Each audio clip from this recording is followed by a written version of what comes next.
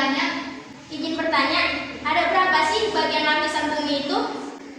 Izin menjawab, berdasarkan penelitian, bumi dibedakan atas 3 bagian. Yang pertama, kerak bumi, yang kedua, selimut bumi, dan yang ketiga, inti bumi. Kalau yang dimaksud dengan tektonisme itu apa? Izin menjawab, tektonisme adalah peristiwa pergeseran atas lokasi letak lempeng bumi dalam skala besar, baik yang mendapati atau partikel. Tektonisme terbagi atas 2 proses loh. Tektonisme terdiri atas berapa bagian? Bisa disebutkan dan dijelaskan?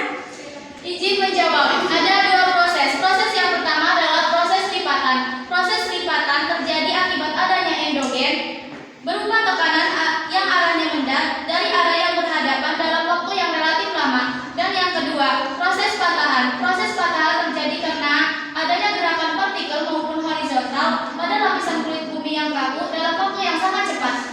Izin bertanya lagi, litosfer itu ada berapa bagian?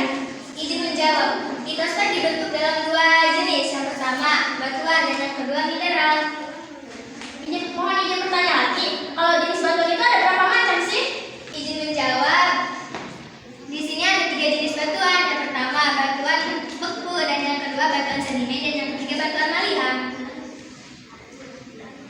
Jadi kesimpulannya adalah bumi dibedakan menjadi 3 bagian, yaitu yang pertama kerak bumi, yang kedua selimut bumi, dan yang ketiga inti bumi. Tektonisme terdiri atas 2 proses, yaitu proses lipatan dan proses patahan.